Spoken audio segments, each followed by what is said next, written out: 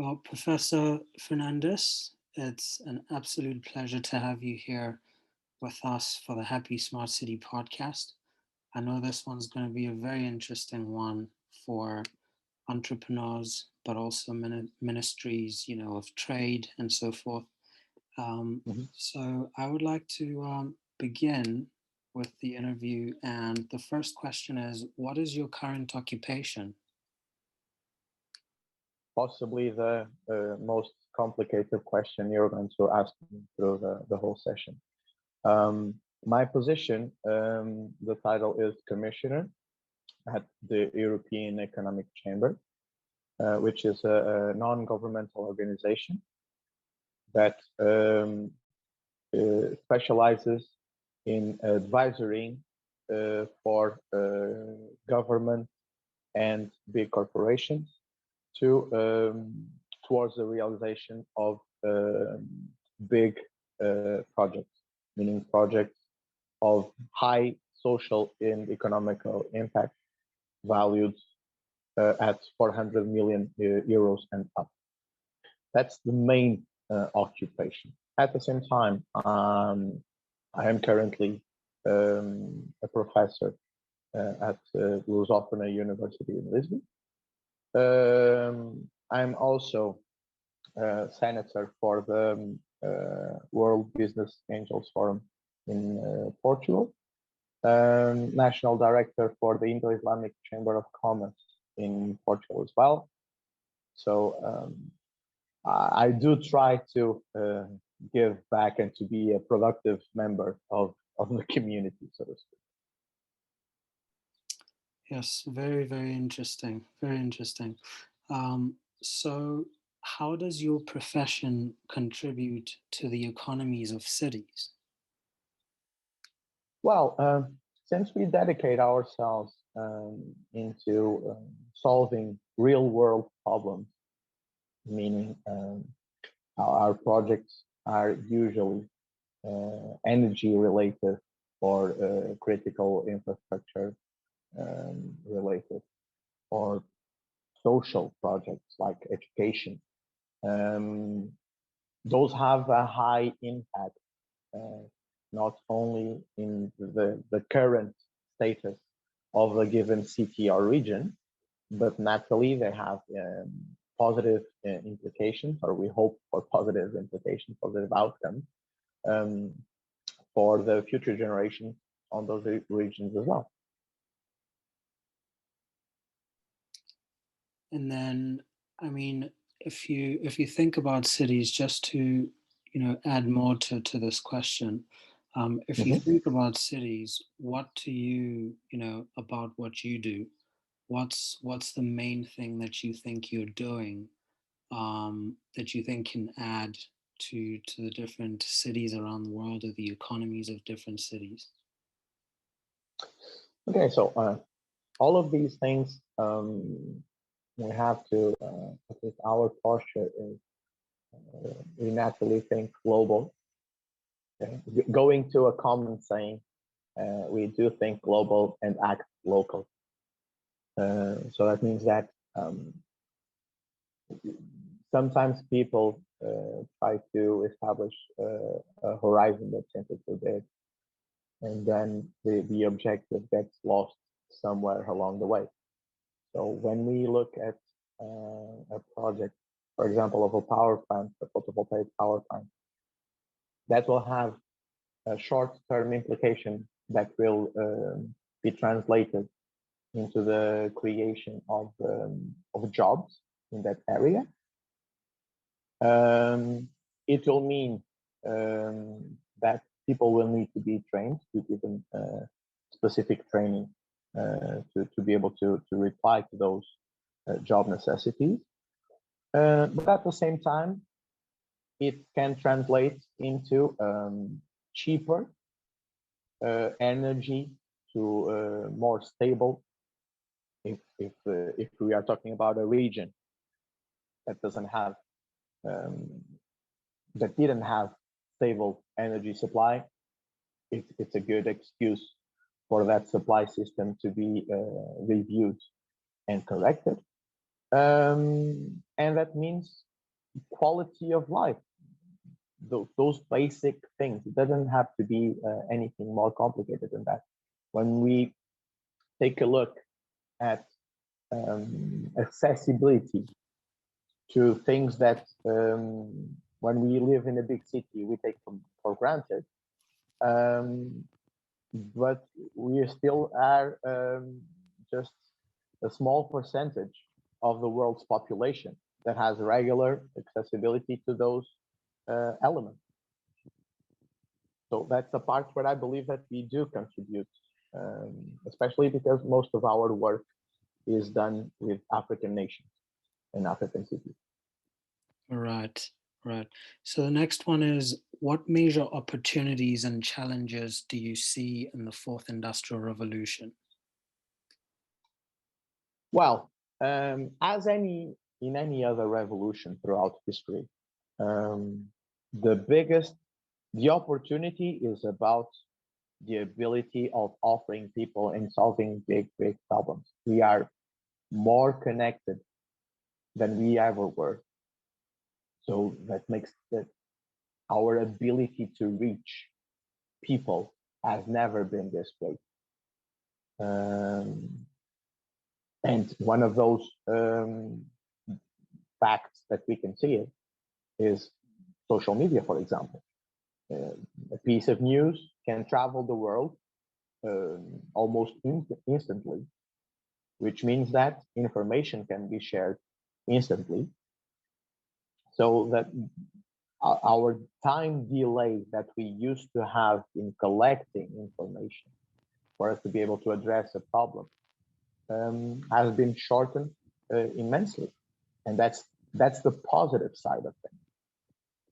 The other side, addressing your point of what's the biggest challenge, is that by our own social evolution, our structures that are in place in most of the countries are already outdated structures, are structures that were developed according to a need and the conditions of a very different time.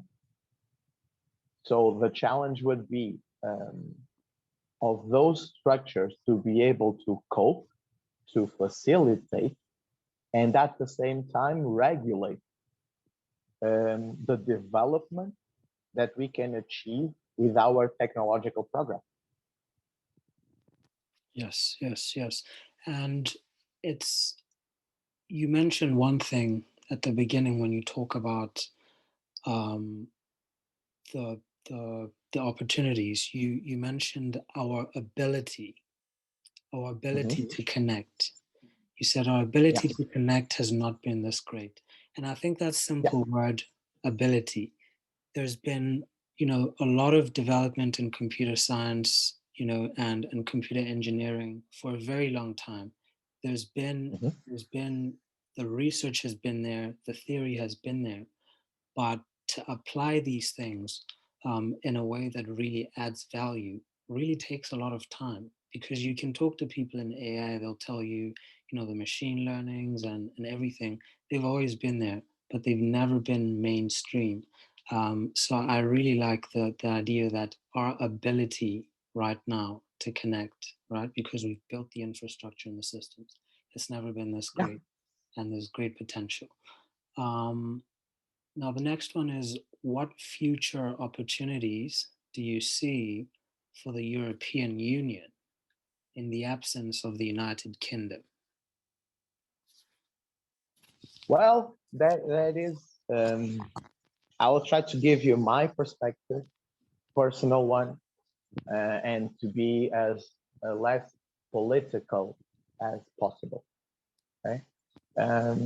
Naturally, as any other member state, the decision of the UK to leave the European Union is their own. They have their own reasons, and it's something that naturally is a delicate subject. It's an intricate subject, has many details that are still being observed as we know and as we speak. And unfortunately, we have an element that transformed a very complicated issue into a virtual nightmare, which was having Brexit, and then amidst Brexit, having the pandemics hitting everyone. So right now, we can almost lighten the mood, saying that the technical term to describe the current situation is a mess. But right now, people's health is the priority, as you know. People's safety was always the priority. Going towards your question and the opportunity, this is a good, and again, my opinion, even the situation that led to Brexit was a good opportunity for the elements and the members of the union to look into their own foundations and possibly even try to revise, renew, readapt, redefine. And as in any other breakup, people always have that moment that they have to mourn the breakup, and they have to analyze what they can salvage from the relationship, what they want to keep, what they don't. But I do believe that the leaders right now are looking into ways to keep cooperation, to keep collaboration with the European Union, and for us to continue to have trade. Naturally, a bit more complicated. It's not free movement of goods and people. So lots of legislation going around. But I mean, it doesn't mean that their island is simply going to drift away in the sea. Okay, they are still going to be there. They are agreements older, much older than the European Union, even the foundations of the Rome Treaty historically, that were in place before and that are still valid. For example, the oldest agreement that I know of is in fact an agreement done in the age of discovery between Portugal and England. And that's, so far as I know of, is still valid. That old agreement, that old treaty of collaboration. So it's still valid. Right now, everyone is focused on fighting the pandemics. That's the biggest challenge for everyone. We didn't actually have the time to think about the opportunities and challenges going our separate way. Right.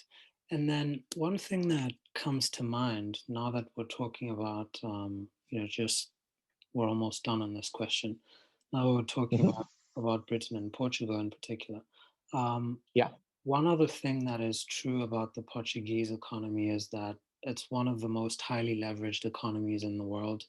You know, if you look at debt to GDP, do you think that, the move of the UK from the EU will make your debt to GDP situation a lot more challenging? I mean, does Portugal become a bit more attractive to investors or less? Well, that will depend on what will be the outcome of what is called right now the recovery plan. Okay, every member state within the European Union has been granted funding to establish, to determine, to develop and implement a recovery plan. Okay, I'm trying to go to steer away from the common buzzword of resilience. As you know, I'm not a big fan of saying words that if people hear our conversation in 10 years, say, oh, I didn't hear that word in such a long time. So it will all depend. About the economy being attractive for investors, I believe it is, because we are still thinking about the cost base for an investor to come to Portugal. We are still one of the most attractive countries in the European Union, because you can still invest, particularly in real estate. You can invest in a lower amount and get the same level of return as you would get in virtually any other point in the European Union. And it would be easier. There were a lot. We could be having another podcast only about that topic, and we will be speaking for more than an hour. Just the tourism sector alone would be more than enough for us to develop. But I can definitely tell you that for me, I think the biggest opportunity lies in tourism, because if we can get the tourism right, then people will naturally start talking business when they visit, and they can visit different places and see different opportunities.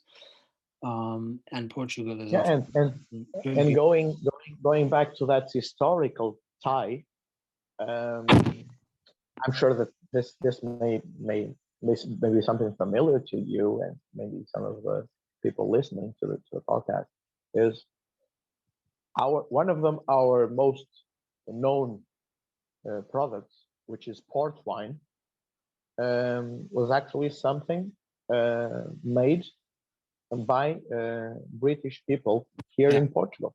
Yeah, they love port. Originally. Exactly. Yeah, and even to today, if you see the most known brands, we are talking about old British families in their majority. So that those relationships, that connection, it always existed. Yeah, and I believe that it will continue to exist. Maybe Portugal won't be hurt too much by Brexit, but I think maybe smaller countries may face challenges. Now, the next one is, how will machine learning and IoT improve logistics and supply chains in emerging markets? Well, then we have to talk about one very particular detail right now, because for you to be able to have machine learning and to improve all of those systems, you need to be allowed to collect data, and allowed for the past few years being the common the keyword. Okay? Because I mean, if you go, even as an individual, if you go online, virtually anywhere in the internet space, you enter a website, you get prompted every single time about permission, about cookies, about a very long list of things that most people don't even understand what they are being asked. Naturally, that ability of IoT, of the Internet of Things, to collect data will determine their own efficiency. Okay, so I believe that in many locations around the globe, even in emerging markets, we are still adapting that technological evolution to the legal framework. Of course, that when that is done, we will be thinking about utopic scenarios that we have already seen in many movies that were sci-fi a couple of decades ago, and that right now that technology is within our reach. So are you saying that to really get into the question of machine learning, of big data on IoT, or perhaps the edge, or fog as they call it technically, there has to be some level of agreement of what it looks like from a governance perspective? Yeah, I do. I believe that many people right now, even the common users, even the data that you are giving permission, as you know, a couple of years back, and I'm sorry about not being very precise about the date, but with this pandemic situation, our notion of time passing has been a little bit skewed. So when I say a little bit, it's GDPR ruling and that big world event of about Facebook, about all kinds of leaks and papers from everywhere that were circling around. I believe it was around 4 or 5 years ago, tops. And from that point over, one of the things that we had as a result was data protection rulings and regulations. So that data protection, at the same time, we need to be able to completely separate what is quality of information, and this I mean to the users, okay, to you, to me, to a normal user, and to provide that user with understandable knowledge of what they are being asked to allow. Because if you look at these, if you get prompted and you say, click here to check our terms and conditions, you get a level of reading material that most people, either they don't care or simply say yes and move along, or it's so much with so many technical terms that many users, I would be willing to bet, I don't know of any study of this, and again, it's fairly recent, but I would like to know if anyone that is hearing us knows about any kind of study regarding this particular aspect. People are basically accepting because they want to be given access to the usage of an app on their mobile, or to see a piece of information while surfing the web, and they don't really have a proper choice. Okay, I would be willing to bet that most users don't even actually know what a cookie is.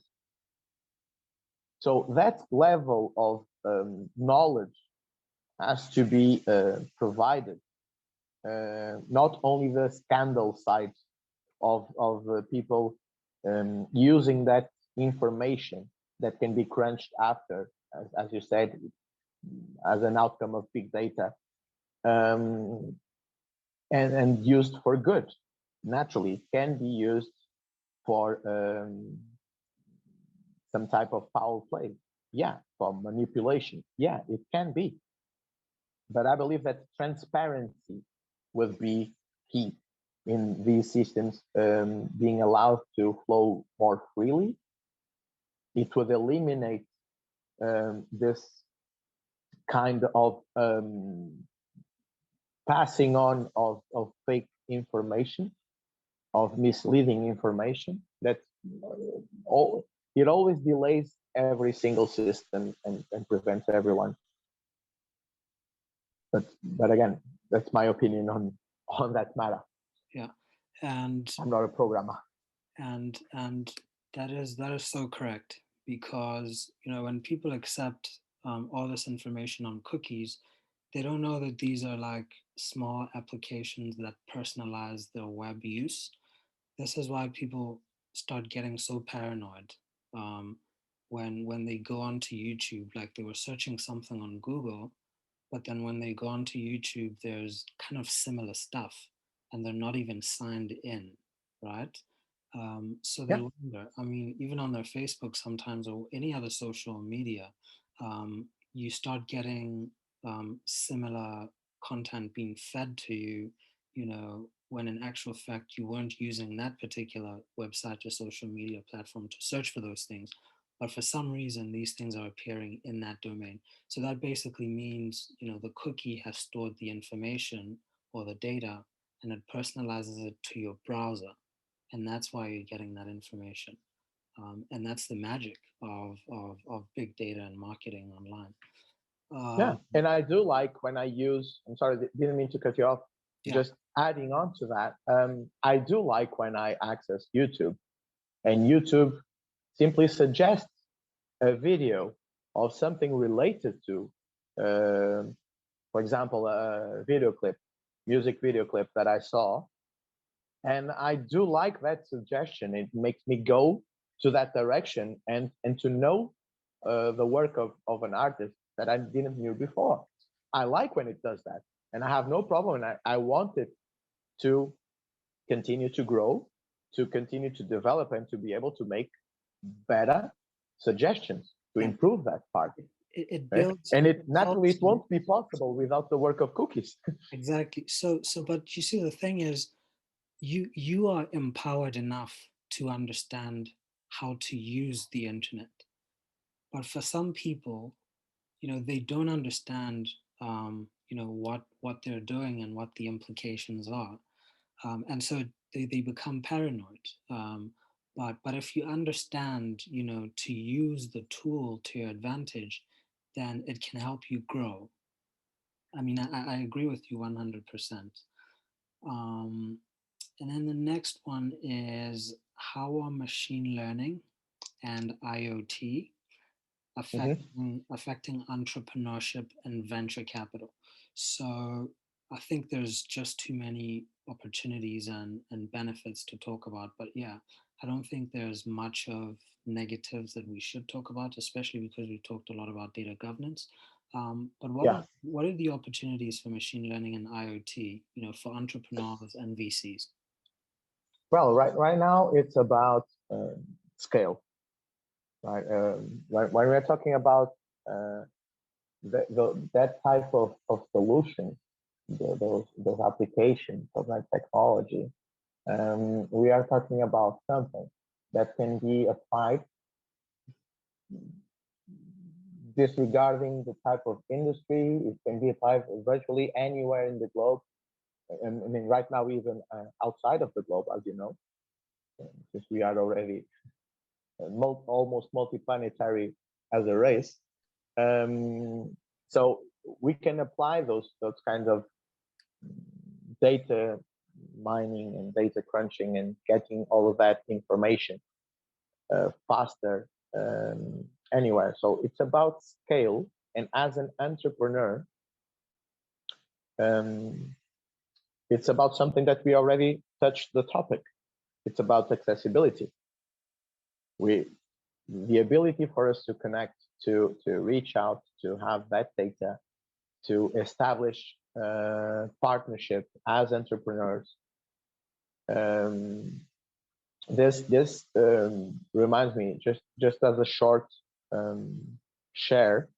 I was at an entrepreneurs summit in Greece a few years back, and at the time, and still now, unfortunately, as you know, Greece and Portugal are often mentioned as the underdogs of Europe's economy. And I told the entrepreneurs in my lecture there that they shouldn't be only focusing, sorry, they shouldn't be only focusing on their own internal markets, because they aren't only Greeks, they are Europeans, They could be looking at all of the opportunities of the European single market, which is one of the biggest advantages. And if you would phrase the other way around that question about the challenges or opportunities for the European Union with the UK leaving our closer family, I would say for the UK the biggest challenge would be for their entrepreneurs and company to lose that European single market at the reach of their hands. Of course, they will still be there, but for a country, for an entrepreneur within the European Union, they still have 27 countries to explore freely and to reach out to other entrepreneurs and to have, I mean, as you know, there are hundreds of associations, chambers that support development, incubator, the works. Every single day, new organizations like that appear. So when we go to something regarding the Internet of Things, and that is a movement focused on technology and the application of that technology. It's not only European, but global, completely. We are now living the one and experiencing the concept of the true global village. That was something that was academically mentioned decades ago. Yes. Now, and those are very valid points, of course. I mean, those are very powerful points. But something that also comes to mind is, you talk about scale.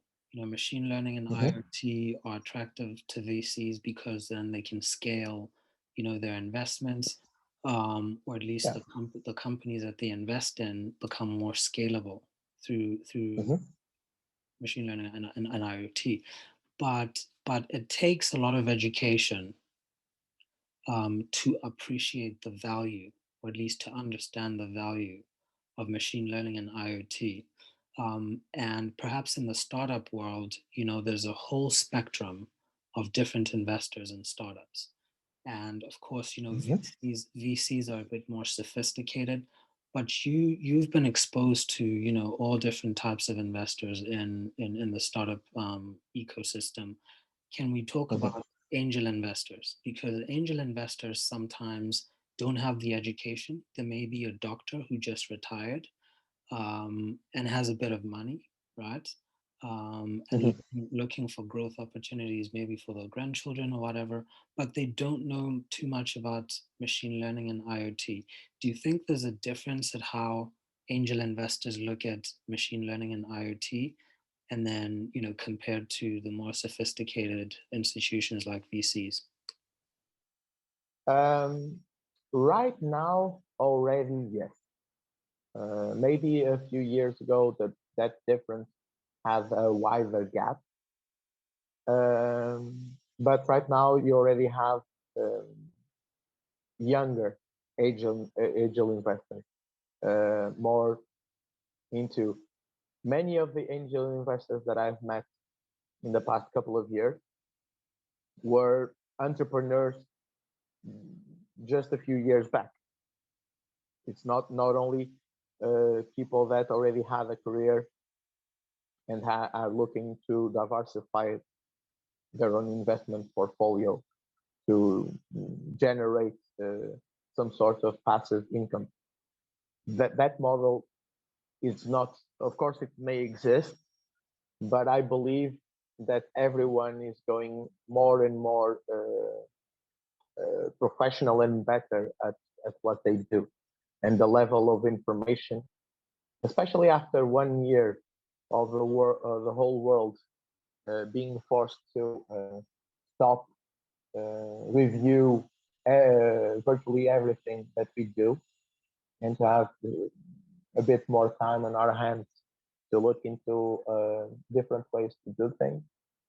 Um, that kind of approach, I believe that is something that even if it is an angel investor, the ones that I met in the past few years are high level professionals and don't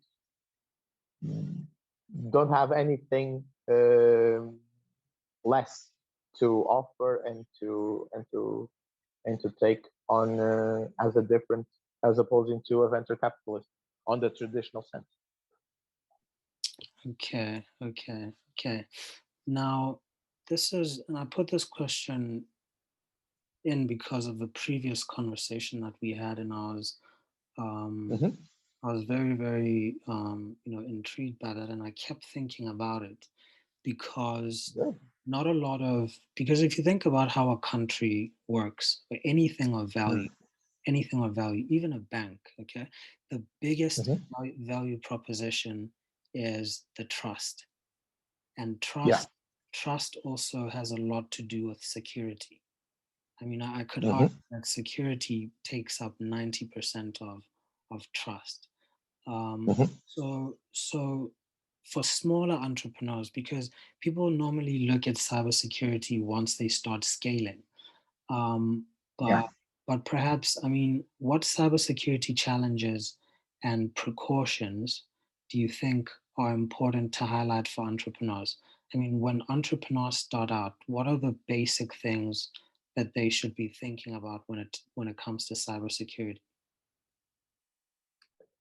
Well, right now, as you know, it has to do with that specific detail that we already touched. Has to be about the legislation that would be in place in a given location, because naturally a crime is a crime, and cyber crime is one of the areas that has been developed worldwide. We now even have cyber terrorism. So for someone to be thinking about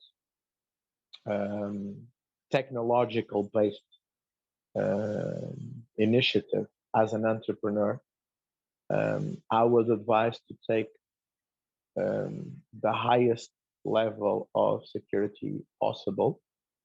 Of course, this is a tricky issue because security systems are expensive, and for an entrepreneur, every little piece that they can save, usually it's these things, right? It's the security, it's communications. Okay, they try to place their resources to serve the outcome, and their outcome, their objective isn't about security, it's about getting there first. So my advice would be to partner as soon as possible with and that could be the role of mentors, that could be the role of those angel investors that you already mentioned as well. I like the To mentors. them, to support them, to give them in their own specific situation what would be the best solution. But this will be always a cat and mouse kind of situation because of the inability of the legal system to keep up the pace to the development of technology. You mentioned a very powerful thing there. I like the part about mentors because, you know, for entrepreneurs, when they start out with very small budgets and very small operations, the main things that they should be thinking about, you know, is the cookies, like we said, and then maybe keeping the passwords safe, making sure that the communications are only done with, you know, with trusted individuals.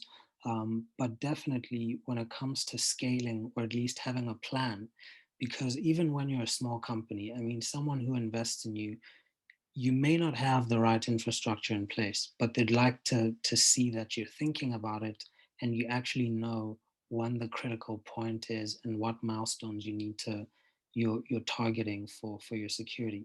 When will that Mhm. when will that trigger happen? When you know cybersecurity starts becoming an everyday operation, and how do you scale that, and what's the correlation to the return on investment?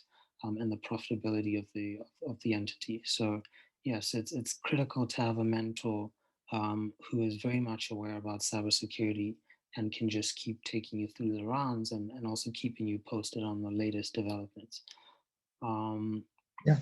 and then our last question, my favorite one, I always say this, um, is what elements of smart cities should local governments focus on to allow for happier and more fulfilling cities? Yeah, that's the one that I love the most as well. Although all of the other ones, I believe that is fairly easy to understand. That all of these topics are something that I'm very passionate about, um, and we could be spending the whole day brainstorming around them. But that touches the most, using your own expression, the most powerful word, most powerful term that is on that question is happiness, which is something that I believe that we are very, very, very endangered of steering away from. We are more and more focused on keeping ourselves busy as human, and possibly neglecting that path to our own happiness. But I believe that is doable when we set ourselves into milestones. Okay, so first, smart cities, more than anything, uh, even the opportunity were the first thing that was formed closer to our idea of a smart city, was about organization, was about the use of space and resources the most efficient way possible, right? So people could simply flow and not run away from the city. Because as you know, even today, and we speak about smart cities, and we do have smart cities for quite a long time, but we still have around the world those cities that when people say, hey, do you want to go there? Yes, but I'm not going to drive. I'm not going to step into a car. I'm going to use the subway. Okay, because you know that, for example, traffic is a nightmare. So it has to be about the use of infrastructure, of energy resources, of all of those variables to make it efficient. Okay, that is a first step, because only when you solve the base, then you can move on to other things. I accept that in many locations around the world, the first concern may not be the one that I just said. Okay, the order may need to be and may obviously be applied in their own specific case, in their own specific situation. The second level, when we go to happiness, I would basically dissect that use of such personal, such a subjective term, and to say, let's go into comfort. Okay, so if you go to a city that has smart city solutions implemented, the objective would be for the access that you would have to those systems to be easier. So it will make you more comfortable while using them. And this could be something as basic as the actual working of an intelligent system managing traffic lights. Okay, then it would mean that if that avenue has more traffic than the other one, the system will be analyzing, crunching the data, and giving priority to one road towards the other organically. So it would mean that the people would be getting less levels of stress while having to use those roads, which in turn, people with less stress at least have more, or would have more, theoretically, mental space to be more happy. Okay, if they achieve a level of happiness or not, that is, again, something that we may leave for another conversation and give a deeper meaning onto that, because it's too subjective. Happiness for me, or something that will make me happy, just between you and I, could be something that you wouldn't have. So it's a very tricky. I love the question, but putting happiness in the middle of that, it is the key, but the application of it is very, very difficult. You know, I think the one reason that I used such a condensed word or loaded word is because there's so, like you're saying, there's so many ways to describe happiness. It's just a contraction to allow different people to express it in the way in which they see, you know, around them or personally. But of course, I mean, doing a lot of research on civil systems and civic engineering, you know, there is the issue of utility in economics and what value do all these systems give to the people that they are intended for. Now, one other one that I would just like to tell you that I've been sort of really trying to look into. I mean, it's not a very important topic, but it's something that I ask myself once. So, you know, we talked about the Greeks, but one thing that I love about the Greeks also is their education system and their contribution to the modern, you know, edifice of knowledge.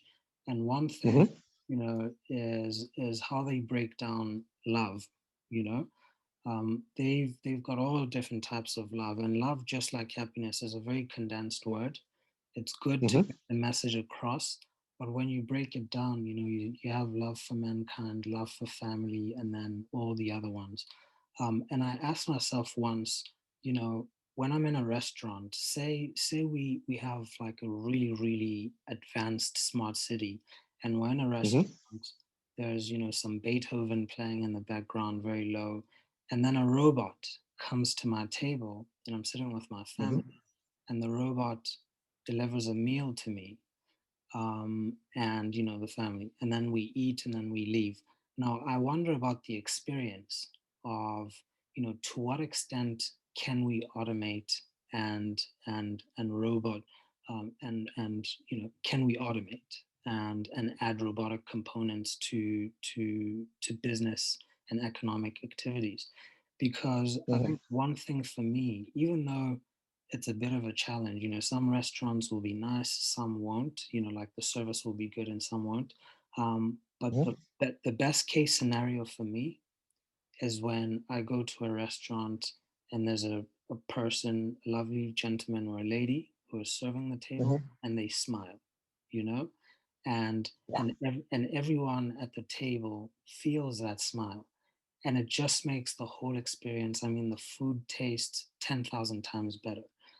So it's these small things that I always wonder. I mean, to what extent can we allow the algorithms and the robots to serve us? Yeah. Well, yeah, that part. I mean, I completely agree with you. What you're saying is about one of the biggest differentiation aspects that you have in any kind of service, because you can even have the people working at a restaurant or any kind of service saying the exact same things, but if they are people that are able to create a connection with you with empathy, it makes the whole experience, as you said, 10 times better.